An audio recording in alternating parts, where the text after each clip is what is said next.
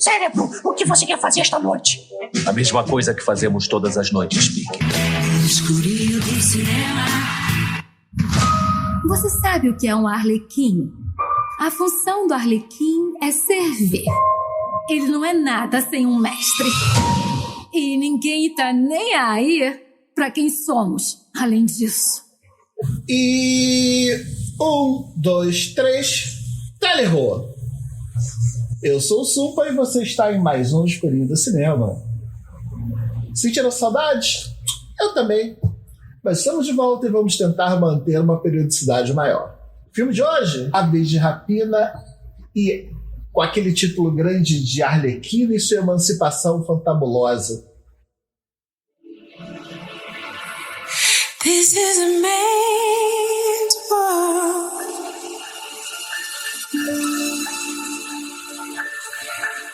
This is a man's world.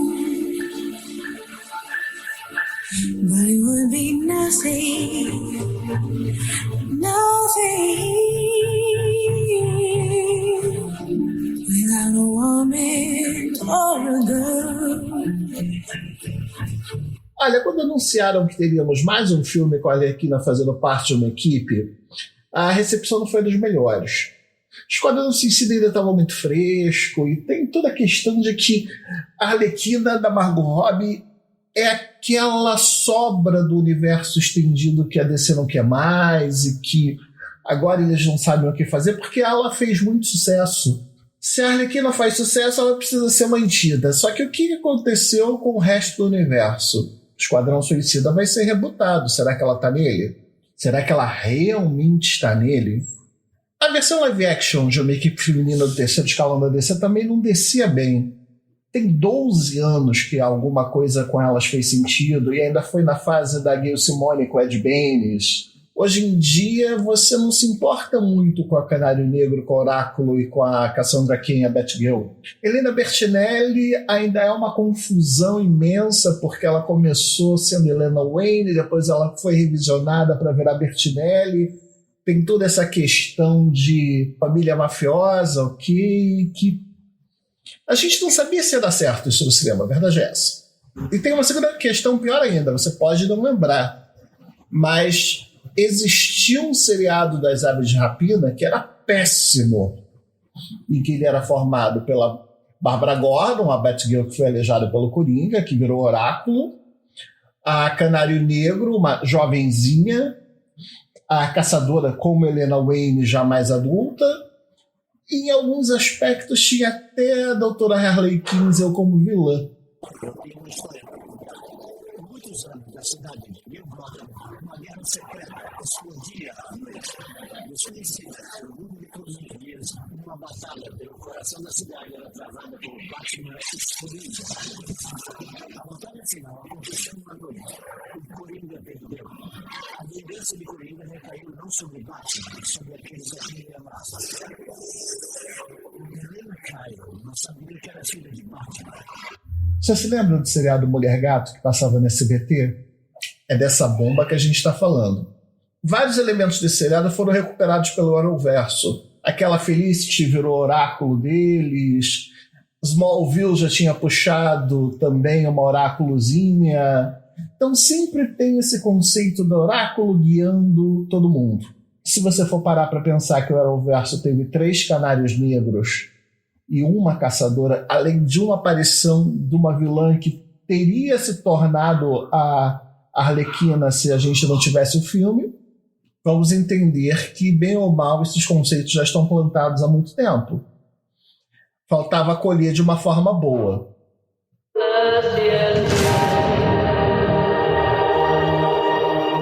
O Coringa e eu terminamos. Eu queria um novo começo. Mas só que eu não era a única mulher em Gotham buscando emancipação. Notícia espetacular! A senhorita Arlequina pertence a mim. E quem são vocês?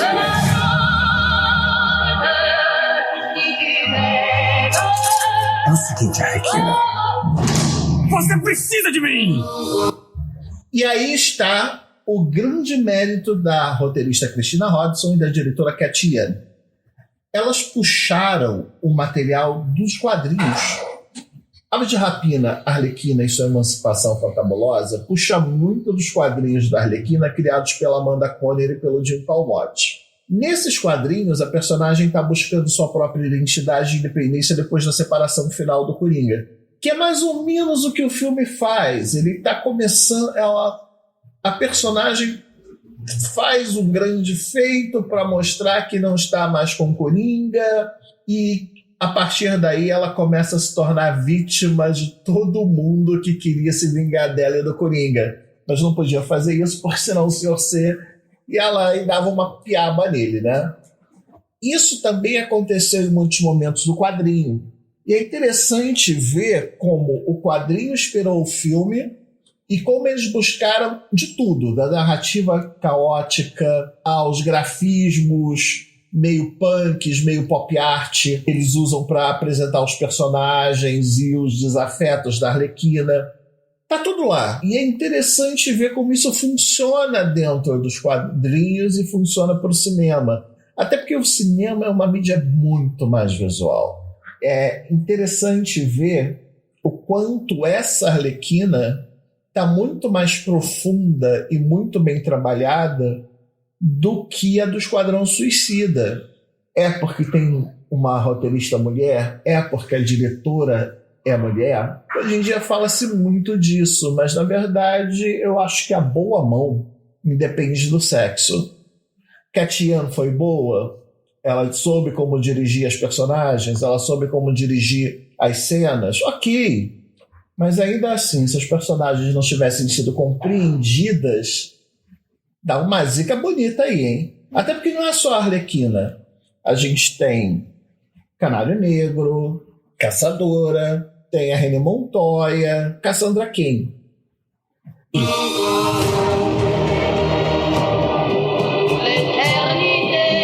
Ele tá atrás de todas nós agora. Nenhuma de nós vai conseguir sair daqui. Só trabalhando juntas.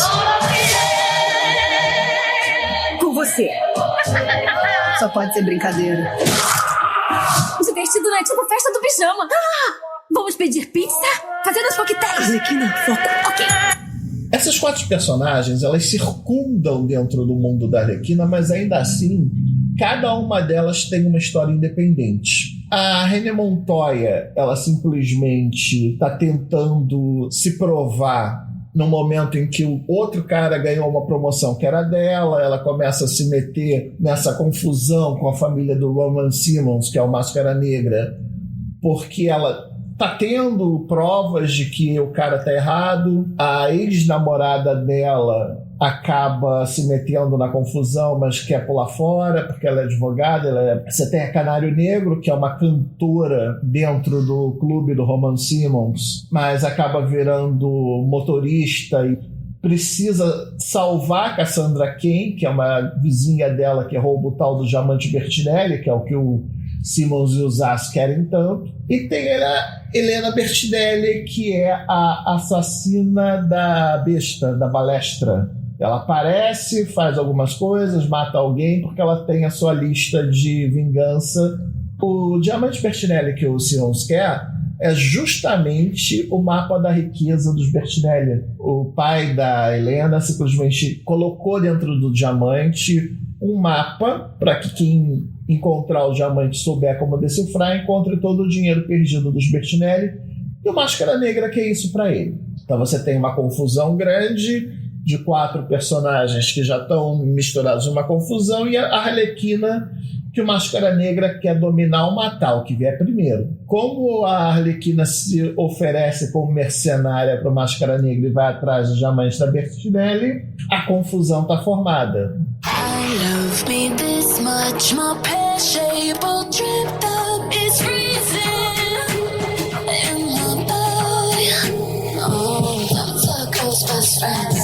É interessante ver como as atrizes defendem bem seus papéis, mesmo as mais apagadas, como a Mary Elizabeth Winstead, que é a caçadora. Ela tem poucas cenas, poucas aparições, poucas falas. Ela vai começando a falar mas só lá no terceiro ato. É uma personagem rasa, porque a única coisa que ela tem que interessa para a história é a tal da vingança, e ela emenda nos momentos que são necessários como a defensora das outras personagens. Às vezes nem porque ela queria que isso acontecesse. A Rose Pérez, que faz a Montoya, já mostra uma Montoya envelhecida, cansada, que não está muito afim de continuar no emprego e que está obcecada para resolver o que ela tem como a última missão da vida dela. Então, a última missão a gente não sabe, a gente vê no finzinho que tem alguma coisa lá.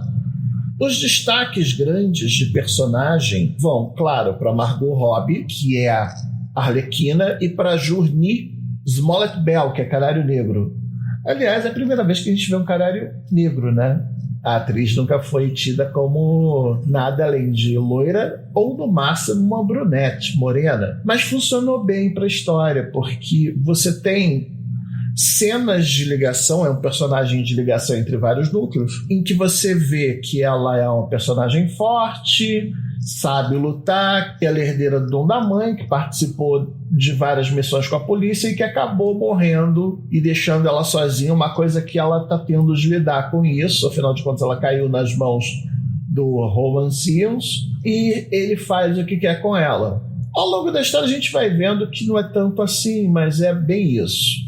Máscara Negra, o que dizer desse personagem que o Will McGregor defende tão bem, hein? Se você parar para ver o quanto um vilão pode ser assustador sendo exagerado e não sendo engraçaralho, Máscara Negra é esse vilão. O Máscara Negra é aquele cara com as roupinhas do movimento glam, que depois vai ficando cada vez mais sombrio. No começo você acha que ele é engraçadinho, isso, aquilo, aquilo outro. É claro que um cara que tem o hábito de arrancar o rosto dos inimigos não é uma pessoa que você acha tanta graça. Mas ele vai piorando, a ponto de conseguir um exército para combater as 4 personagens. E um ponto fora da curva, uma bola fora da curva, foi ter transformado a Cassandra Cain numa ladrinha oriental gorducha, porque afinal de contas ela não é muito bem isso nos quadrinhos, né? A Cassandra Cain foi a Batgirl muda. Cassandra Cain é a maior das lutadoras nos quadrinhos. Funcionou dentro da história? Funcionou, mas não é aquilo que você imaginava. Podiam ter usado outro personagem porque teria funcionado muito bem para aquele papel. Para o que o filme queria, qualquer outro personagem além da Cassandra Cain funcionava. Quando você vê a Cassandra Cain da Ella J. Basco, você pensa, putz, me enganaram. E não é a primeira vez que o filme te engana não, tá? Vou manter essa história de que o filme te engana e muito. Algumas vezes pro bem, outras vezes pro mal. Nesse caso da Cassandra Cain, é uma ladrazinha que roubou o diamante, que juntou todo mundo, ok. Ela, mais do que o diamante, é o MacGuffin, né? Porque todo mundo tem de pegar a Cassandra Cain. Só que nos quadrinhos a Cassandra Cain é a maior das lutadoras, ela é muda, ela tem tanta coisa que a gente podia ter usado outro personagem. Mesma coisa o Victor Zsasz. Nada contra o Chris Messina, o Messina, mas o personagem foi mal explorado ali. É tipo assim, você é fã dos quadrinhos, vai ter de engolir que aquilo ali funciona dentro de uma outra realidade que não é a que você conhece. Por mais que a maioria dos fãs de quadrinhos que conheçam isso são bem mais novos. E os filmes, na verdade, são feitos para agradar a gente velha barriguda e com o cabelo caindo. Vamos rever esse comentário, porque na verdade eu vi um monte de menininhas com camisetinha da Arlequina e usando todo aquele girl power, não sei se ainda se fala isso, mas eu sou da época das Spice Girls, pelo fato de que era um filme de mulher e que tinha mulher e que era representativa, era lacrante, lacrador na verdade. Não é que não tivesse, mas era uma história que não gastava muito tempo com isso. Não era a verdade do filme ser lacrador. É um filme divertido, é um filme de ação, é um filme com um figurino maravilhoso, porque afinal de contas você tem uma Arlequina que é toda new wave e com as imagens ligadas a ela sempre seguindo esse ritmo. Você tem o Máscara Negra que é todo glam rock. Você tem toda aquela festa de cores e você tem o lado sombrio em algumas cenas. E é mais interessante porque no começo você vê mais a festa de cores, conforme a história vai ficando séria, você vê uma cena muito sombria. Na verdade, se você for parar para pensar, o filme, ao mesmo tempo, ele relembra o Tim Burton, com aqueles parques de diversão sombrios, como relembra o Joel Schumacher, como ele relembra tudo que foi feito no sentido de estética dos personagens. O filme acaba sendo meio camp, acaba sendo meio pesado, acaba sendo meio sério, acaba sendo um pouco de tudo que já foi feito. Inclusive porque quando o Bruce Timm e o Paul Dini criaram a Arlequina, eles criaram uma forma de quebrar a estrutura séria do Batman. Então ela nunca foi criada para que a história que ela tivesse fosse levada a sério. Já Aves de Rapina e René Montoya é uma coisa curiosa, porque Aves de Rapina, fora dos quadrinhos, elas nunca deram muito certo. Você tem conceitos, você tem uma série de usos, você tem os personagens sendo usados até no Arrowverso, mas a única lembrança de Aves de Rapina é de uma série horrorosa que aqui no Brasil passou no SBT e se chama Mulher Gato, que chegou a ter a doutora Harley Quinzel como vilã. Digamos que justamente para saber trabalhar os elementos da origem desse grupo, o filme focou mais na mão bonita para cobrir os próprios furos. Ah, mas tem furo? Claro que tem. A forma como as Aves de Rapina surgem no terceiro ato da história é um furo. Porque tudo bem, você vai se importando com os personagens ao longo do filme, mas são encurraladas naquele parque de diversões e acabam tendo de se juntar para poder trabalhar contra o Ron Simmons e um exército de mercenários que a gente conhece como a Sociedade da Face Falsa nos quadrinhos, mas no filme isso não foi citado. Então, quer dizer, você tem toda aquela questão exagerada. Você tem o filme em que a busca, depois o sequestro da Cassandra, e Ave de Rapina em si aparece pouquinho no final e você sabe que elas vão ter um futuro e que talvez isso gere um filme. E que a Arlequina pode ou não estar no filme. Isso é interessante. Até porque Aves de Rapina não tem vergonha de citar o Esquadrão Suicida, porque quando ela entra na delegacia, ela vê uma foto do Capitão Boomerang e diz que conhece esse cara. Então, se o filme todo é sobre pertinência, sobre fazer parte de alguma coisa, sobre pertencer a algo, a função do Arlequim, ela meio que quebra isso, porque ela cria uma nova função para o Arlequim. Isso é genial. Não para o Arlequim, mas para este Arlequim, para esta Arlequina. Ou muita gente não vai gostar disso. Muita gente não vai achar o final tão interessante. Mas a forma como o filme é conduzido, com cenas de ação, libras, e que, putz, é mais acrobacia do que você vê em qualquer filme da DC. A hora que ela segura o bastão e começa a lutar contra os caras, a Arlequina, parece que criaram uma espécie de arte marcial com o bastão, ou adaptaram alguma para que ela pudesse fazer. Porque é uma coisa bonita. A Canário Negro lutando também é uma coisa muito bonita de se ver, entendeu? São mulheres prontas.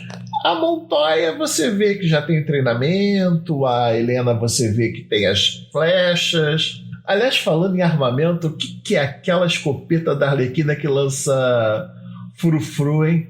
Borracha dura, que parece nariz de palhaço, glitter, surpresa de aniversário. É interessante porque você para ver que são armas não letais. Até um determinado momento a personagem usa armas não letais, mas que são mais voltadas para comédia. Os personagens que até então usam armas letais são os vilões. E é curioso porque isso tem muito roteirismo. Afinal de contas, se a Arlequina fosse tão fodona quanto ela aparece em vários momentos, ela não teria sido capturada. Mas ela precisava ser capturada para a história rolar. Então o roteirista precisou enfraquecer ela em alguns momentos para que ela mostrasse as redenções dela. E ainda brincando com a questão visual, meu Deus, o filme merece algum prêmio. Esse filme parece um daqueles filmes dos anos 80 bem feitos. Aliás, os anos 80 estão na moda, já estão enchendo o saco. Uma verdade é essa. Se você for parar para pensar que todo elogio, nossa, lembra a coisa dos anos 80, isso quer dizer que a criatividade está indo embora. Porque se precisa lembrar alguma coisa que já existe, o que você tem de moderno não presta. Ou a coisa é muito feita para nostálgico. Mas neste caso específico, se você for parar para pensar, não é que seja feita para nostálgico que o moderno não preste. Mas é uma coisa feita com várias identidades que estão voltando. Os anos 80 estão de volta há quase 20 anos. Essa identidade visual de cores fluorescentes, a coisa do New Wave, de você usar a roupa customizada. Na verdade, isso já existia nos anos 90 com a moda Destroy, depois voltou agora com outras modas mais diretamente ligadas para os anos 80. Se você for parar para observar figurinos, se você for parar para observar a forma como os personagens se vestem, a fotografia, então, Matthew Libatney, que a gente nunca cita um diretor de fotografia, mas esse cara manda bem. Ele sai do camp, vai pro gótico, ele trabalha com as imagens exageradas de cor, ele trabalha com cor que explode, sabe? Ele vai pro sombrio. Esse cara trabalha com elementos muito bons. E o que é aquele parque que deve ser o Parque do Coringa? Afinal de contas, as armas do Coringa estavam lá, que ela foi procurar e tal. O que é aquele parque? Com certeza tem cenas cortadas, porque, se eu não me engano, eu vi num dos trailers uma cena de um espelho. E não apareceu essa cena no filme. Mas até aí, trailer é trailer, jogo é jogo, e a gente segue adiante. A nota que eu dou para esse filme, 9 cachimbos. É muito bom. Poderia ser melhor? Poderia. Você tem sempre aqueles elementos em que não combinam com a história. Você tem sempre aqueles elementos que estão meio soltos, que funcionariam melhor desse jeito ou daquele. Mas para que ele se presta ser um filme engraçadalho, ser um filme de porrada, ser um filme de mulher? É um filme de ação e comédia com mulheres. Basicamente isso. Por acaso essas mulheres são personagens de quadrinhos. É acessível para quem quiser assistir. É uma coisa maravilhosa, porque se você for parar para pensar, muitos filmes eles dependem de você ter assistido outro, e na verdade o cara acaba se perdendo tanto no cinema quanto nos quadrinhos. Isso é péssimo. Mas esse filme vale a pena. É de mim que eles deviam ter medo. Não de você, não do Sr. Coringa, porque eu sou a Harley doida Kena. Quem tá se divertindo? Preparem-se, garotas. Que isso, gente? Até a próxima, se não for antes. Opa, se despede aqui. E eu garanto que a gente vai voltar a se ver. Se não for no Sonic, será no Grito. E depois disso teremos o Doutor Dolittle. Beijo pros mano, abraço nas minas e a vida segue. Acabou, pessoal! Essa frase é minha. Sai pra lá, meu chapa! Deixa o astro fazer isso! Acabou! Acabou, pessoal! Já posso ir para casa?